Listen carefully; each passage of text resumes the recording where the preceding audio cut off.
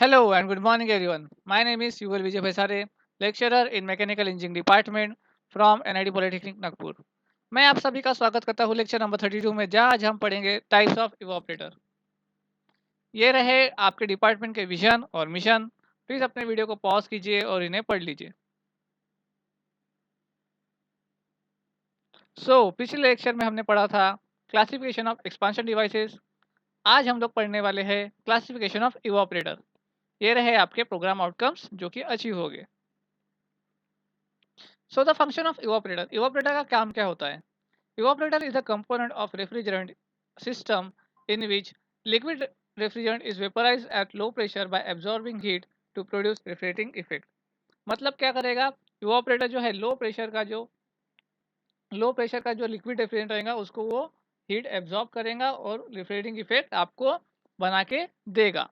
ठीक है, इस प्रकार का कुछ कंपोनेंट होता है जो कि आपने आपके रेफ्रिजरेटर में देखा होगा, आपके फ्रिज में ऐसा कंपोनेंट, इसको कहा जाता है इवोपरेटर। इवोपरेटर जनरली आपके फ्रिज के अंदर का कंपोनेंट होता है। ठीक है, ये बाहर का कंपोनेंट नहीं होता। चलो इसके टाइप्स देखते हैं। Classification of evaporator according to the operation condition. So सबसे पहला है dry expansion type evaporator, fluid type evaporator. According to the construction में क्या रहेगा? Bare type, plate surface, fin tube, tube in tube evaporator. According to the formation of frosting type होता है, डिफ्रोस्टिंग type होता है, नॉन फ्रोस्टिंग टाइप होता है। According to the process of expansion of refrigerant, direct expansion type evaporator होता है, indirect expansion type evaporator होता है। तो हम सभी को ये वन बाय वन अभी देख लेते हैं। According to the operation, dry expansion type evaporator. तो ये कुछ इस प्रकार का आपको इवोपरेटर देखने को मिलेगा। बहुत ही सिंपल कंस्ट्रक्शन होता है और बहुत ही कम जगह, बहुत ही ऐसी जगह पे यूज़ होगा जहाँ पे आपको कम इवोपरेशन की ज़रूरत होती है। इसमें कुछ नहीं, एक ट्यूब लगी होती है जहाँ पर आपके एक्सपांशन वॉल से आपका जो लिक्विड रेफ्रिजरेंट है वो यहाँ पर अंदर की तरफ एंटर करता है और ये एक चेन बनाते हुए, मतलब एक सर्कल के हिसाब से ये चलता है आपका रेफ्रिजरेंट और उसको वेपर में कन्वर्ट करता है। यहाँ पर एक थर्मोस्टेट लगा होता है जो कि आपके रिक्वायरमेंट, मतलब आपका जो रिक्वायरमेंट है आपके इवोपरेटर में जो भी रेफ्रिजरेंट का, उसको वो चेक करता है और आपके एक्सपांशन वॉल को इंडिकेट करता है। ये बहुत ही सिंपल कंस्ट्रक्शन होता है, बहुत ही ऐसी जगह पे यूज होगा जहाँ पे आपको कम कैपेसिटी ऑफ रेफ्रिजरेंट इफेक्ट की आवश्यकता पड़ती है। ठीक है, नेक्स्ट है fluid type evaporator. Fluid type evaporator कुछ इस प्रकार का सेक्शन होता है। अब ये जनरली यूज कहाँ होता है, सबसे पहले हम वो देख लेते हैं। ये यूज होता है large installation where refrigerating capacity is high, जहाँ पे बहुत ज़्यादा रेफ्रिजरेटिंग कैपेसिटी की आवश्यकता पड़ेगी वहाँ पे आप इसको यूज़ करोगे। In reference system where load fluctuation is higher, मतलब जहाँ पे बहुत ज़्यादा लोड फ्लक्चुएट हो रहा है वहाँ पे आप लोग इसको यूज़ करोगे। मल्टी इवोपरेटर सिस्टम, अगर आप बहुत 2-3 इवोपरेटर सिस्टम यूज़ कर रहे हो तो भी आप लोग इसको यूज़ करते हो।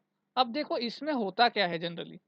तो सबसे पहले देखते हैं, यहाँ से जो है आपका इनलेट होता है रेफ्रिजरेंट का। ठीक है, यहाँ से आपका रेफ्रिजरेंट अंदर आएगा। यहाँ पे एक होता है सर्ज चेम्बर। सर्ज चेम्बर में क्या होगा, आपका रेफ्रिजरेंट रहेगा। ठीक है, सर्ज चेम्बर में क्या रहेगा, आपका रेफ्रिजरेंट रहेगा। और ये है आपकी इवोपरेटर कॉइल।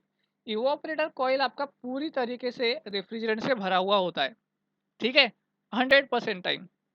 ठीक है, रेफ्रिजरेंट से भरा हुआ रहेगा। यहाँ पे एक फ्लोट रहेगा, फ्लोट क्या करेगा, इंडिकेट करेगा कि आपका रेफ्रिजरेंट कितना लेवल तक भर चुका है। और फिर ये रेफ्रिजरेंट जो है बाद में आपका वेपर कंडीशन में आने के बाद यहाँ से कंप्रेसर की तरफ चले जाएगा। ठीक है, अब ये वर्क कैसे करेगा, तो देखो आपका जो रेफ्रिजरेंट है वो यहाँ से अंदर की तरफ आएगा, सर्च चेम्बर में भरा रहेगा और आपका इवोपरेटर जो है 100% टाइम क्या रहेगा, ये आपके इवोपरेटर कॉइल में बना हुआ रहेगा। ठीक है, वो फ्लो होते रहेगा हमेशा के लिए। तो क्या करेगा, आपका इवोपरेटर कॉइल क्या रहेगा, हमेशा एक्टिव रहेगा, हमेशा। तो वो क्या करेगा, आपका रेफ्रिजरेंट, आपके रेफ्रिजरेटर में से जो भी आपके इक्विपमेंट्स रहेंगे वहाँ से क्या करेंगे, वो हीट को एब्जॉर्ब कर लेगा। ठीक है, अब यहाँ पे हमेशा यहाँ पे रेफ्रिजरेंट रहेगा तो क्या करेगा, हमेशा ये वर्क करते रहेगा, मतलब आपका जो रेफ्रिजरेंट है वो हमेशा वर्क करेगा आपके जो फ्रिज है उसमें से जितने भी कंपोनेंट रहेंगे उसको वो हमेशा ठंडा करता रहेगा, है ना? और उसको क्या करेगा फिर, आपका जो रेफ्रिजरेंट है उसको क्या करेगा, वो वेपर कंडीशन में कन्वर्ट कर लेगा। और जो भी वेपर कंडीशन में कन्वर्ट करेगा उसको ऊपर से यहाँ पे देखो, यहाँ से क्या करेगा, कंप्रेसर की तरफ में वो डाइवर्ट कर लेगा। बस ये वर्क होता है फ्लूइड टाइप इवापोरेटर का। ये बहुत ज़्यादा इंपॉर्टेंट है आपके एग्जाम के लिए, आपको पूछेगा ये, जनरली इसके एप्लीकेशंस पूछेगा। इवापोरेटर, फ्लूइड टाइप इवापोरेटर किस प्रकार से काम करता है, आपको ये भी पूछ सकता है। ठीक है, यहाँ पे फ्लक्चुएशन बहुत ज़्यादा होता है, वहाँ पे हम लोग इसको यूज़ कर सकते हैं। जहाँ पे लार्ज कैपेसिटी लगेगी वहाँ पे हम लोग इसको यूज़ कर सकते हैं। जहाँ पे हीट ट्रांसफ़र बहुत ज़्यादा चाहिए वहाँ पे हम लोग इसको यूज़ कर सकते हैं। ठीक है, चलो आगे देखते हैं। According to the construction of surface, bare tube type evaporator. तो बेयर ट्यूब टाइप इवापोरेटर कुछ इस प्रकार से रहती है आपकी। कुछ नहीं, यहाँ से दोनों तरफ से क्या रहेगा, इसको ओपनिंग रहेगा और ये बहुत बहुत सारा इसमें जाली जाली जाली जाली से बना हुआ रहता है। ठीक है, ये कुछ इस प्रकार का दिखेगा। सिंगल सर्किट है यहाँ पर और यहाँ पर एक मल्टी सर्किट है। जनरली याद रखिएगा, ये या तो कॉपर की बनी हुई होंगी या तो ये स्टील की बनी हुई रहेंगी, या तो ये कॉपर की बनी हुई रहेंगी या तो ये स्टील की बनी हुई रहेगी। ठीक है, इसमें क्या रहेगा, आपका रेफ्रिजरेंट जो है वो फ्लो करेगा। देखिए यहाँ पे, यहाँ से लिक्विड रेफ्रिजरेंट जा रहा है और आपका यहाँ से वापस में क्या आ रहा है, वेपर रेफ्रिजरेंट यहाँ से बाहर आ रहा है। ठीक है, तो इसको भी आप लोग जहाँ पे बहुत कम कैपेसिटी लगती है वहाँ पे हम लोग इसको यूज़ करेंगे। ओके, और ध्यान रखिएगा कि इसमें कौन सा मटेरियल यूज़ हो रहा है, कॉपर और स्टील। ठीक है, और रेफ्रिजरेंट जो हम लोग इसमें यूज़ करने वाले हैं, इसमें रेफ्रिजरेंट जनरली अमोनिया यूज़ करते हैं। ठीक है, अगर आप अमोनिया रेफ्रिजरेंट यूज़ कर रहे हो तो आपको bare tube type evaporator use करना चाहिए। ऐसा आपको एमसीक्यू क्वेश्चन भी पूछ सकता है। ठीक है, तो चलिए आगे देखते हैं। Plate type evaporator, plate type evaporator बहुत ज़्यादा लोग यूज़ करते हैं। कुछ इस प्रकार का दिखता है। ये एज अ आपके वर्किंग के हिसाब से चेंज होते रहता है। ठीक है, इसका कंस्ट्रक्शन, अगर आपको ज़्यादा कॉम्पैक्ट जगह चाहिए तो कॉम्पैक्ट आपका प्लेट टाइप रहेगा। अगर आपको मान लीजिए इस पर आपको वर्टिकल में चाहिए तो वर्टिकल टाइप में उसका सेक्शन बनाया हुआ होता है। अब ये वर्क कैसे करेगा, इसमें होते हैं दो प्लेट्स, जैसे कि नाम से इंडिकेट हो रहा है, यहाँ पे दो प्लेट्स रहेंगे। वो दोनों भी प्लेट्स क्या रहेंगे, एक दूसरे से या तो आप उसको वेल्ड करोगे या तो आप उसको ब्रेस्ड करोगे। ठीक है, या तो आप उसको एम्बॉस करोगे। ये सारे प्रोसेस आपने वर्कशॉप में पढ़े तो मुझे उसको बताने की आवश्यकता नहीं है। जनरली उसको एम्बॉस किया जाता है। एम्बॉस में क्या होता है, एम्बॉसिंग करने के बाद देखो इस प्रकार का कुछ सेक्शन आपको मिलेगा।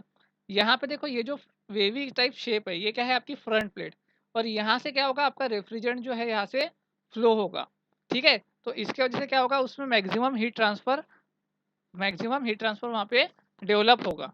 ठीक है, ऊपर में देखो यहाँ पे क्या है, बैक प्लेट है जिसकी वजह से उसमें प्रेशर पड़ते हुए रहेगा। ठीक है, तो इस प्रकार से क्या होगा, आपका प्लेट टाइप इवापोरेटर काम करेगा। अब ये यूज़ कहाँ होता है, जनरली जहाँ पे फ्रीजर सेक्शन, आपने डिस्प्ले सेक्शन देखा होगा, है ना, जहाँ पे चॉकलेट्स वगैरह रखी रहती है। और ट्रक्स में यूज़ होता है, ट्रांसपोर्टेशन के शिप्स में यूज़ होता है। ऐसे बहुत सारी जगह है जहाँ पे कॉम्पैक्ट जगह पे आपको इवोपरेशन करना है। मतलब छोटी जगह पे आपको अगर इवोपरेशन करना है तो आप लोग प्लेट टाइप इवोपरेटर यूज करेंगे। ठीक है,